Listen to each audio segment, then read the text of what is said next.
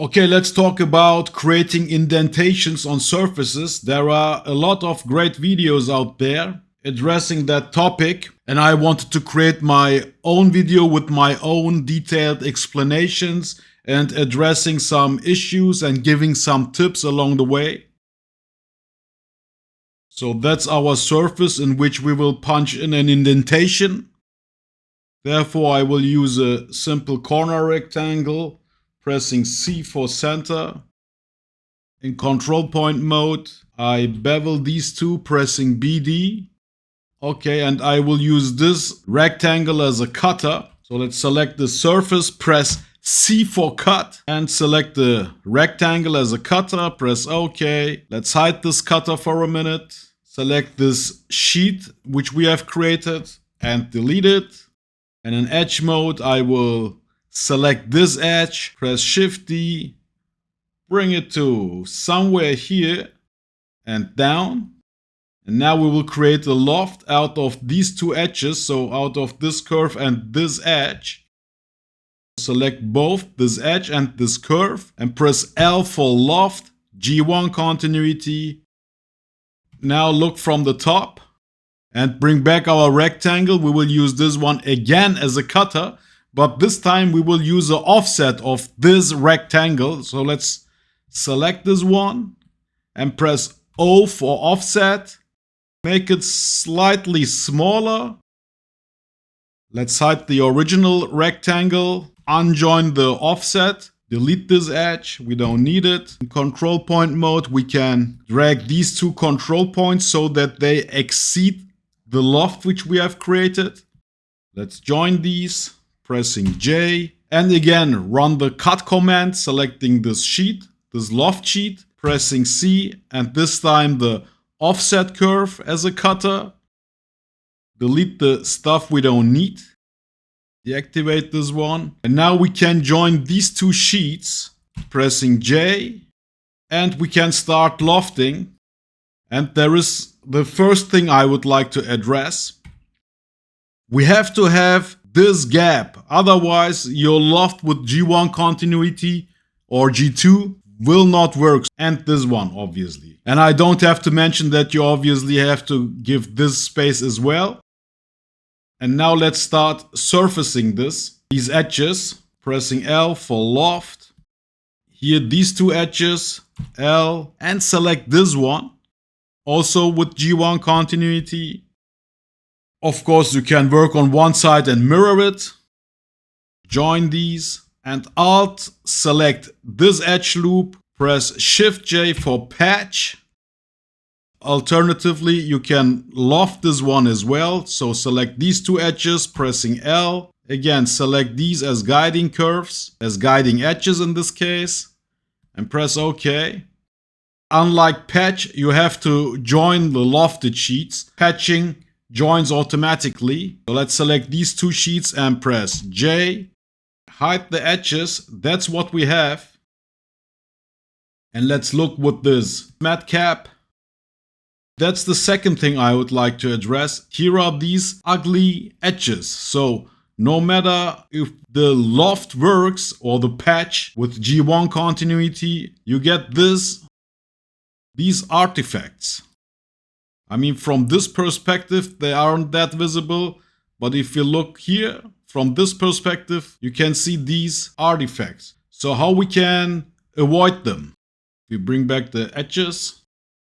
There is a simple trick, and that is loft edge loops instead of segments. What I have done, I have lofted the segments, like so. But let's instead loft the edge loops. So this edge loop and the outer one. So the inner one and the outer one. If we alt select one edge, you see that we are selecting the whole edge loop, but we want to deselect these two edges, this one and this one, in order to have two separate selected edge loops which we can then loft. Press Ctrl and click on this edge to deselect it, and on this one as well. And if we now run the loft, it looks weird, but hang on. If we now select these, boom, boom. They look much better. That looks still somehow weird, but not as dramatic as the first one where we have lofted segments instead the whole edge loop. And of course, the less edges you have in your model, the cleaner your model looks in general. The third thing I would like to address is once you have this G1 continuity here at the beginning, you can give this surface, this sheet, all kinds of shapes. So let me show you what I mean. So let me make a duplicate of this one. So at the beginning, I have extracted a line, a curve out of this edge, which is now splitted. If I press delete, I get rid of this splitted edge, by the way. So at the beginning, I have extracted a curve out of this edge, pressing Shift D, and I made something like this. And here is still the original curve, the original line. But you can basically create all kind of shapes which you can then extrude and create a sheet. Let me show you what I mean instead of making theory stuff. So let me create a line, a simple line with Shift A, first click, second click, and the third click. And in control point mode, the most important thing is that these two have to be on the same height. They have to be tangent. Between the second control point and the third one, we can go crazy. Use the split curve to create all kind of control points. And I double click to convert them into editable control points. By the way, I don't need this one. Okay, now I can start editing my curve and I can do all kinds of things. So let's say I make something like this. Maybe I take these as well and bring them down. And you may have noticed that I haven't played with these two. They have to stay on the same height. And by the way, I can play with this one as well. Or I can even delete this one. Okay, that looks okay. I like this shape. I extrude a sheet. I'm hiding the original curve. I select this one in solid mode. G, V for changing the pivot. So I can snap my gizmo to this corner. Press G. And I bring this guy to this corner and press again. Control. Boom. Okay, let's look from the top view. And now I would like to center it, which isn't necessary. I don't even need to center it. I will leave it like this because I will cut the unnecessary stuff anyhow with my offset curve. So let's select the sheet, press C again for cut and select my cutter, which is the offset curve, which we have created at the beginning, and press OK. And I will again delete the stuff I don't need, deactivate my offset curve so it doesn't get in my way. And again, let's select both sheets, join them in edge mode, Alt select the edge loop, press Ctrl for deselecting these two, and run the loft with G1 continuity. And now we can select these as guiding curves again, as guiding edges. And you see how this one adapts to this selected guiding edge. And I shift select this one as well. And that's what we get. Select both sheets, join them. And if we hide the edges, that's what we get. So you can make all kinds of funky indentations like this. Let's create the third one. Shift D. I show the edges. I delete these two sheets and this edge. Loop. Pressing Shift X. And let's say your client doesn't want a pool like this. He wants a psychedelic look. Not something like this. Not a rectangle look. You can do that one as well. Let's take a spline curve this time. Something like this. I come to the first control point, press Shift. So I have this temporary guide and I press here, press OK. And I create a line for closing this curve. I join both curves, so this spline curve and the line, pressing J, which isn't necessary by the way, but I have done it anyhow. And I select the sheet, press C for cut, and use this one as a cutter. Hide the line, hide the curve for a minute, delete this inner sheet, bring back the line, and offset this one, pressing O. And this offset curve will be the cutter for the sheet we are about to create. Let's extract a curve from this edge, pressing Shift D. Yes, and down. Leave this selected. Shift select this edge, press L for loft. Okay.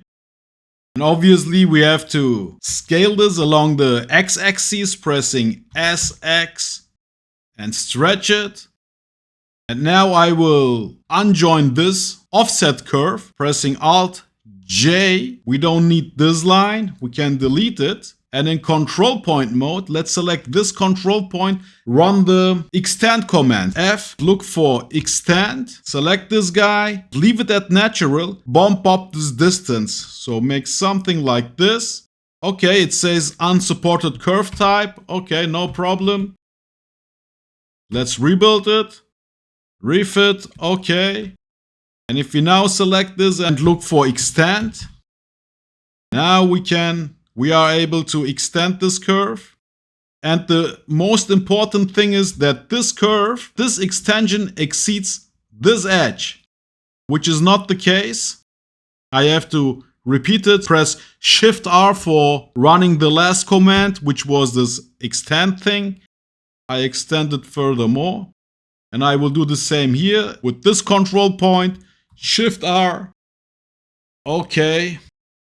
And we will use this one as a cutter of this lofted sheet. So let's select this guy, press C, select this cutter, press OK, delete the stuff we don't need, hide this curve, this offset curve, select both sheets, join them, pressing J. So in edge mode, let's loop select this whole edge loop. Press Ctrl for deselecting this edge and this one. So that we have two separate edge loops which we then can loft. Let's press L with G1 continuity, that's okay. And now we again select these two edges as guiding edges. Select this one, G1 continuity, and this one. Of course, Shift select. I forgot to press Shift. Boom. And here you get a cool looking shape. Select both sheets, press J, join them. And just for fun, I will select this sheet, press Shift D, bring it down. Select these two edge loops, press L for loft, G0 continuity, press OK.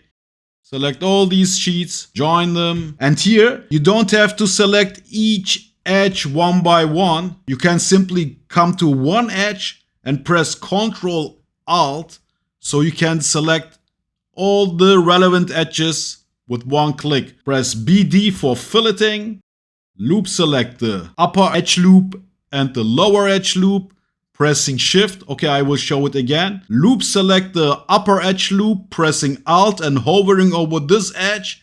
And if you press Shift and Alt, hovering over the edge loop at the bottom, you can select that edge loop as well and press BD. And you can get this funky shape. Hide the X-ray. Let's show it in orthographic view. That's what we get. And guys, like I always say, when I explain it one by one, it sounds more complicated than it is. But if you get used to it, you can create this shape in a matter of seconds. That's the beauty of working with CAD. I hope you liked all these surfacing concepts. Thank you for watching and peace!